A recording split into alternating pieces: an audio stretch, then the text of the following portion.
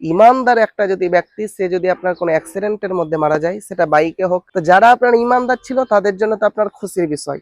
আসসালামু আলাইকুম রহমতুল্লাহি ওয়া বারাকাতুহু। সম্মানিত প্রিয় ভিউয়ার্স, একটি নতুন ভিডিও নিয়ে উপস্থিত হয়েছি আমি আপনাদের সম্মুখে। তো ভিডিওটি কি নিয়ে হবে আপনারা তো থাম্বনেল দেখে বুঝেই নিয়েছেন। তো দেখুন, একটি আপনার দুঃখজনক ভিডিও, সেটা আমাদের 1-2 দিন আগেই ঘটে গেল। সেটা হচ্ছে আপনার আহমেদাবাদে কত একটি আপনার দুঃখজনক বিষয়।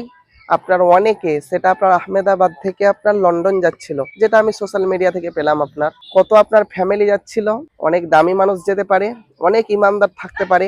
সেখানে আপনার কি হলো, একটি দুর্ঘটনা ঘটে গেল। দেখুন, এর মধ্যে আপনার দুঃখ তো লাগবেই, এটা তো আপনার দুঃখজনক বিষয়, কিন্তু কুল্লু নাফসিন যায়িকাতুল মাউত, আল্লাহ রাব্বুল আলামিন যারই মধ্যে প্রাণ দিয়েছেন, যারই মধ্যে জান দিয়েছেন, তাকে তো মৃত্যুর স্বাদ চাকতেই হইবে, বুঝছেন। আইনামা তাকুনু ইউদরিকুমুল মাউত ওয়ালাউ কুনতুম ফি বুরুজিম মুশাইয়াদা, পারা 5 পৃষ্ঠা 9 বাম দিকের পৃষ্ঠা, সূরা নিসা।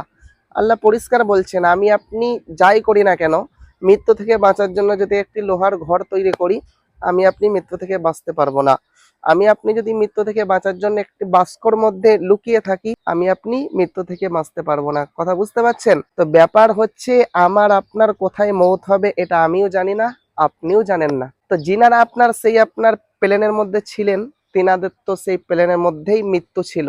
তার জন্য 1 সেকেন্ড আপনার মৃত্যু ইদার উদার হবে না। আর যারা ইমানদার ব্যক্তি, তাদের জন্য তো খুশির বিষয়। ইমানদার একটা যদি ব্যক্তি সে যদি আপনার কোনো অ্যাক্সিডেন্টের মধ্যে মারা যায়, সেটা বাইকে হোক, সেটা আপনার গাড়িতে চাপা যাক, প্লেনে মারা যাক, ট্রেনে মারা যাক, সে আপনার কিন্তু আপনার শহীদের দরজা পাবে। তো যারা আপনার ইমানদার ছিল তাদের জন্য তো আপনার খুশির বিষয়। তো কথা আমি আপনাদেরকে মেসেজ দিতে চাইলাম, দেখুন, আমি আপনি জানি না যে কবে আমার আপনার মৌত হবে, আমি আপনি জানি না যে কোথায় আমাদের মৌত হবে। তো কথা হচ্ছে, দেখুন, যিনারা আপনার বেখেয়ালে আপনার জীবন কাটাচ্ছেন, কোনো আপনার চিন্তা নেই, না আছে নামাজ, না আছে রোজা, না আছে দাড়ি, না আছে ইসলামের কোনো আপনার হুকুম আপনি মানছেন, ওটা করেন না ভাই।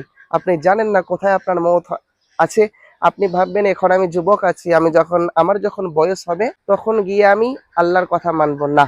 আপনি কি জানেন আমি অতদিন বাঁচবো? তো যাই হোক, দেখুন, আর আমি কথা বাড়াচ্ছি না। দেখা হচ্ছে আপনাদের সম্মুখে নতুন কোনো একটি ভিডিওতে শীঘ্রই। ততক্ষণ আপনারা ভালো থাকুন, সুস্থ থাকুন, আমার জন্য দোয়া করুন। আসসালামু আলাইকুম ওয়া রাহমাতুল্লাহ।